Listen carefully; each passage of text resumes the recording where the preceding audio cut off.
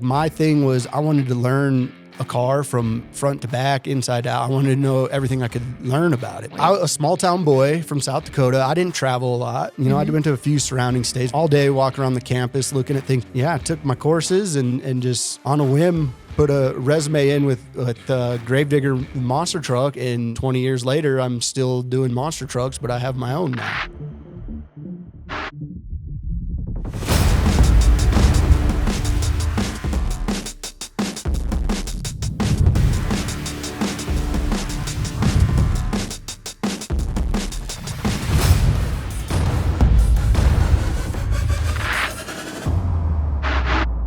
My name's Ashley Chitwood. I'm the Vice President of Marketing at Wyotech, and I'll go ahead and let you introduce yourself. I'm Cole Venard. I got the Black Pearl monster truck. I was a former Wyotech graduate. 2005 to 6 was my year of excitement. Your year of excitement. Okay, let's talk about this year of excitement. It's interesting that you position it that way. Yeah. So you're not from Wyoming. You didn't grow up here, right? Nope. Born and raised in South Dakota. Okay. So pretty close to, I guess. Okay. But now I live in North Carolina with work, moved me there.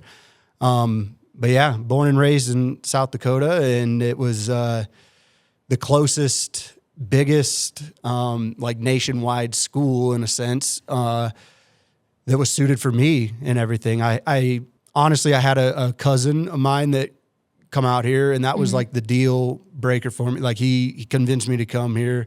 He got in a car accident here and passed away also. So, that was a horrible thing, but I owe it to him because he was the one that gave me the final convince to make this my path. Okay. So how did you originally, you found out about Wyotech through him. Right. Had you heard about it before? I have. Okay. But it was just like, I guess you always look in your own state first, and there's a bunch of other technical schools and things like that, but nothing that I wanted to go down, I love the fact that you could come here to Wyotech and you could just take the courses you wanted to take. You didn't have to do a bunch of different studies that, I was done with high school. I was over math. I was over all that stuff. I didn't do good in it. I didn't need to go do it again. I wanted to do what I was going to, set a career doing, and this was it. Did you know coming into Wyotech, like, you know what? I'm going to go learn this. I'm going to get skilled in this, and this is what I want to become. Like, did you at that time have that in your mind? I knew that's what I wanted to do. Okay. I knew I wanted to come here, and my thing was I wanted to learn a car from front to back, inside out. I wanted to know everything I could learn about it, basically. Did I know where I was going after this? Absolutely not. Okay. That was, I guess that's probably everyone's scare. I didn't have like okay, I'm going to go to school and do this, and then once I'm done, I'm going to put my resume in with these people, because that's, I didn't have that set destiny, I guess. Okay. I was just kind of winging it. And in the end, it got me to where I am. But I wasn't geared up for nothing. But you have a big smile on your face while you say that. So you must have enjoyed the ride as you got to that point. I was a small town boy from South Dakota. I didn't travel a lot. I went to a few surrounding states. We were talking about that, all day walking around the campus, looking at things. I forgot this whole town, like just the places I hung out and stuff. It's just all different. It's been 20 years now. It's so big. How did you forget? Well, that's it. That's what's blowing my mind right now is like how, I guess, much I did forget, like, you know, when you live here, but it's been a while. So I didn't have a set schedule or anything. I was just winging it, and I took my courses and just on a whim put a resume in with Gravedigger monster truck, and 20 years later, I'm still doing monster trucks, but I have my own now. Yeah. So like when you were coming to school, like you get exposed to different employers, and you get exposed to different areas. It could be monster trucks. It could be, service manager, right? Yeah. Just totally different pathways. And so like what intrigued you about the monster trucks, or did you just kind of farm out your resume and just waited to see what came? Like, was it intentional? Yes and no. I wanted to build hot rods. That's all. I wanted to paint cars. I wanted to do the metalwork. I wanted to build cars, but I found out real quick it's hard to find a good shop to get into. especially anything kind of close to me and everything. And it got to where I was running out of time. Like I was getting ready to have to start a career and do something. I didn't want to go back home and work at our mechanic shop that we had and stuff. It was there as an option, but I wanted to go bigger. But as far as the monster truck thing, I didn't really care about the monster truck side of stuff. I was into mud trucks. Okay. And again, with that, it's like you're not going to go anywhere really with mud trucks. There's nothing out there that is a big job that you can, or a career that you could take on. Just going to the next level was monster trucks. So that's why I just, out of nowhere, just decided that I'll try it. And they were quick to take me. And I always say it's because I had the wyotech stamp on my name. Yeah. And so that got me the job with no bat of an eye. They were, he knows what he's doing. Let's get him. Yeah. So you got into this, right? And you get exposed to an industry and you learn some things. Was there a moment early on that you're like, holy shit, I cannot believe this is my job? To kind of circle back, like being the small town boy and everything, I didn't travel anywhere and stuff. And then once I got on with them, I was going worldwide. We went to Europe and to Mexico and, Had you ever been out of the country? Never.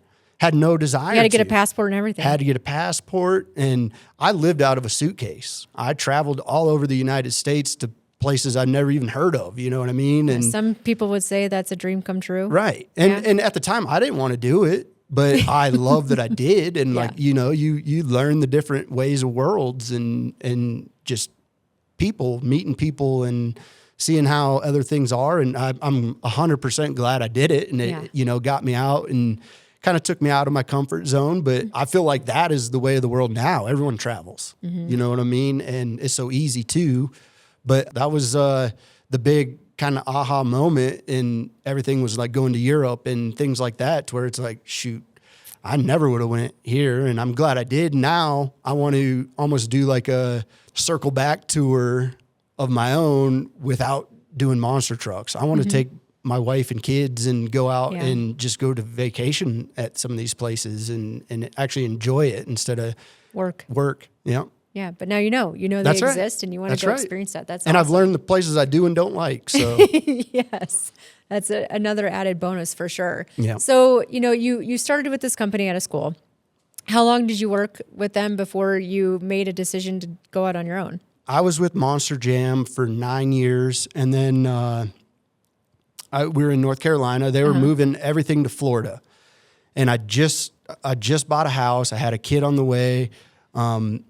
My wife is from North Carolina, so we had some family there. But they were moving everything to Florida, and it was like, you either move or you don't have a job. With all that, I was scared to death to move, having I've never had a kid before. That was my first one. So I was scared to death to uproot away from any kind of family just for help. You know what I mean? Right. So at that point, that's when I started my own mechanic shop and just kind of was writing off the monster truck thing. And I would say it was probably a month or two of just doing that. I had a guy reach out to me from Indiana and wanted to partner with me and start monster trucking and going independent instead of being with the big corporate America, I guess, as you would say. And so it was honestly perfect timing. It was the stress levels of corporate was gone, but you were still a part of the family. You know what I mean? Like you got to be around the people and all your friends and stuff, but I didn't have to basically have their rules on top of it. I got to, not necessarily make them, but I got to do some things my own way and not, get any kickback for it.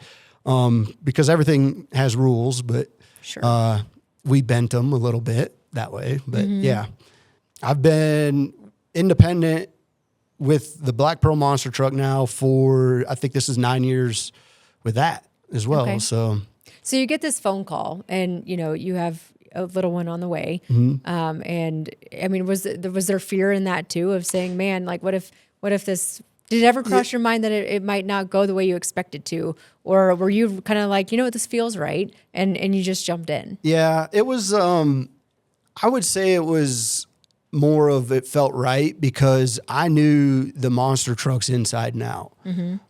Because I was the technician for many, many years. I actually Well, I was a crew chief for 9 years, and then I drove one of the gravedigger trucks for 2 years. But yeah, so like I've been in the mechanic side of it and everything, and we won some big titles and things like that. I got crew chief of the year and stuff, and so it's like I was kind of hitting all my goals and all my achievements that I could hit.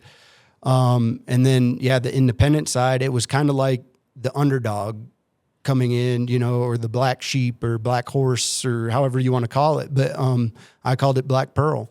And so we come out and just tried to prove that we belong there, because we were a no name going against a bunch of people that were big names, So that was kind of the exciting part. But coming from the gravedigger team and everything, I built up a name with them to where a lot of that fan base transferred right with me. So I had a lot of people backing me and hyping me up at the same time too. Like, oh shoot, Cole's going to come out and drive his truck just like he drove a gravedigger, So that was cool. That was cool.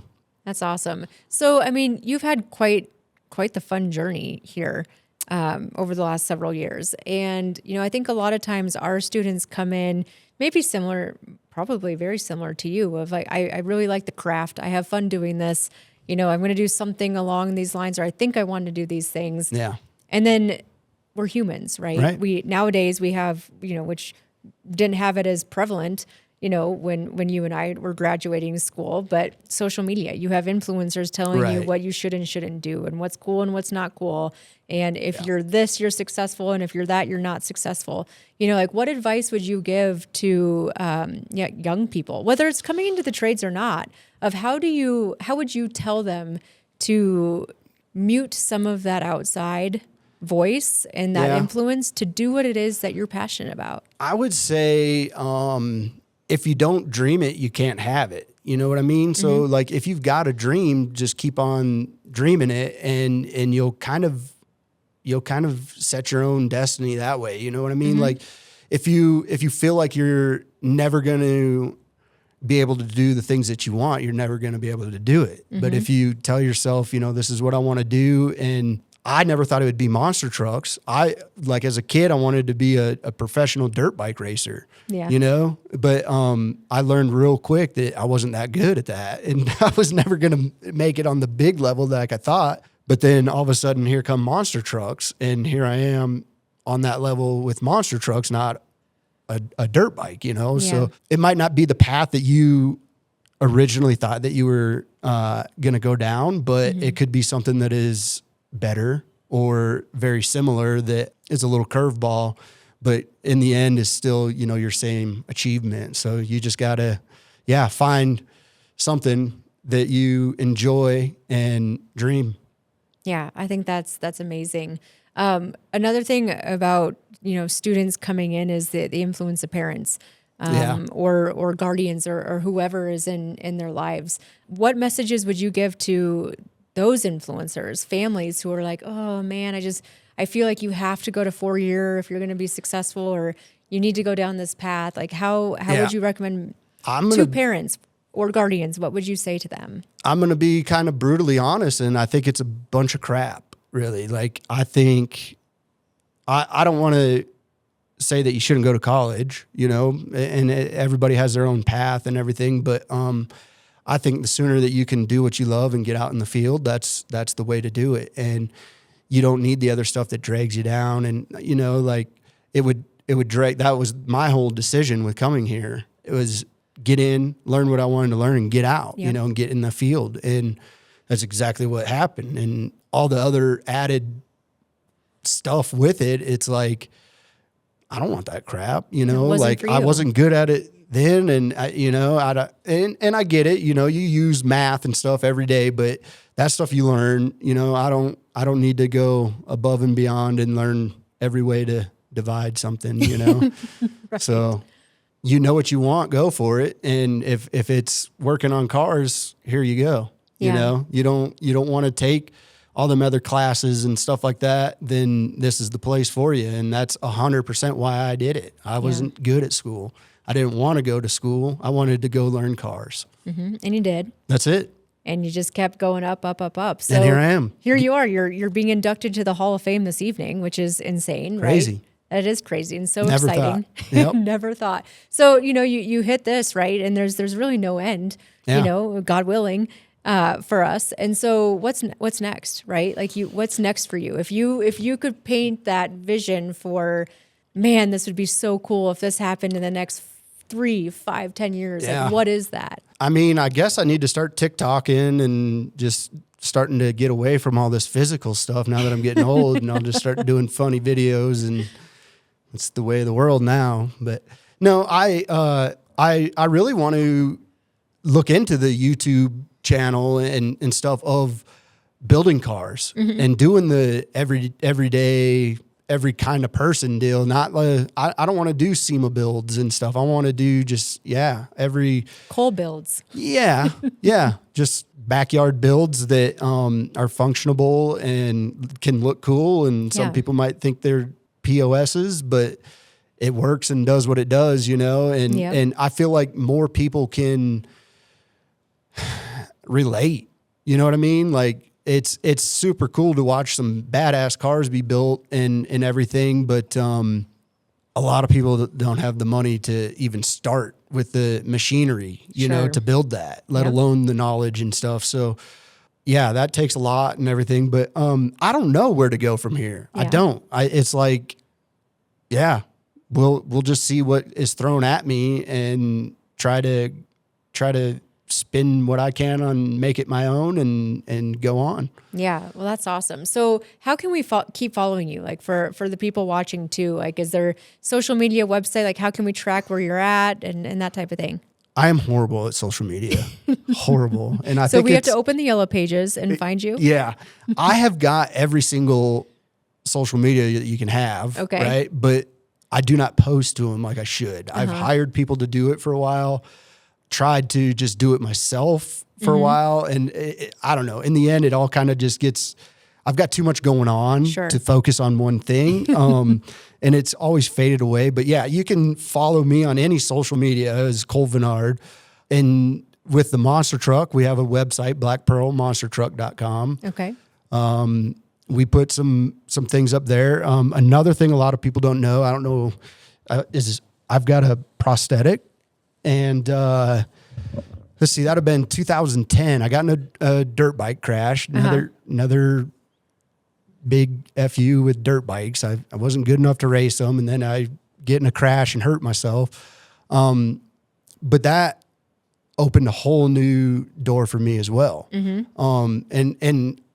I don't know, I guess I meet so many people traveling, doing what I do that have prosthetics and stuff, that it inspired me, you know, and it inspired me to do a bunch of different things. And we actually just started a nonprofit for that called Limbs Like Me. What is it again? Limbs Like Me. Limbs Like Me. Okay. Just because of that, like finding people on the road and stuff that have gone down the dark path. And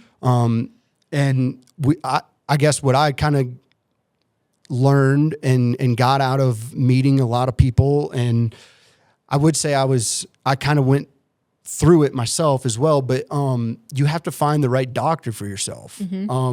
When I first got my prosthetic and everything, I thought my life was over. Like I didn't think I was going to walk. I didn't think I was big into sports and stuff, and thought my life was over and everything. Well, the doctor that I was going to is a great guy, but he worked with just elderly people that were, you know, not active and stuff. And I was a super active person. Yeah. So when I first got it, I was getting sores and it didn't fit. And it was just bringing me down basically. Yeah.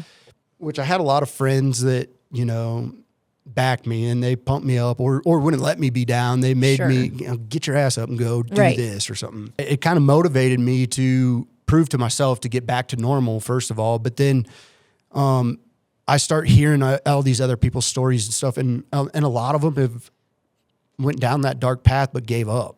And it's like, well, what was the reasoning for it and everything? Was it, you know, the doctor? Was it the equipment? Was it, you know, what kind of thing? So that's what inspired me to start Limbs Like Me. Was we wanted to be like that missing link, whether they can't afford, you know, some equipment or something, they don't have insurance, or just with the wrong person, or maybe they just need someone to talk to about it. Yep. You know, there's so many different connections with prosthetics and trauma. And so we're just trying to, kind of be that middleman and do what we can to brighten up and get someone to where they're, I guess, motivated again and moving on to better themselves instead of giving up. Yeah. Yeah. So I hear you saying like people are going to face adversity. Right. And that's going to look different for everybody at any given time in Right. life. And, you know, like you said, you experienced that. You hit your dark spot. You Right. had people who lifted you up and you make a choice, you know, Yep. and you want to help people know that there's a time and place for being in that dark spot and Yeah. look at this other side, right? Look what I'm doing. Things that That's I didn't it. think I could do with the adversity I faced. And now you want to help. And I think that's fantastic. And, you know, continue to let us know not only what you're doing, because we want to keep following you in your career, but and also support the foundation. I mean, that's amazing that you're turning that adversity, not only taking yourself and doing what you need to do in your career and show that there's so much more to be able to do. Like, don't let those things stop you and give back. Right. So I think that's incredible. Yeah. Like right now we're working with a guy that kind of the same thing as me. He got in a motorcycle accident. Well, he actually pulled over because an ambulance was coming and someone rear-ended him on a motorcycle and lost his left leg. Same thing as me. And so now it's like the old saying, you get bucked off, you get back on the horse, right? Mm-hmm. So we're trying to get his bike up and going to where he can get back up on there and have that inner feeling of I can still ride my bike kind of thing and feel normal again. And a lot of it is a mental game. A lot of it is. And people don't get to see that side of it. So, yeah.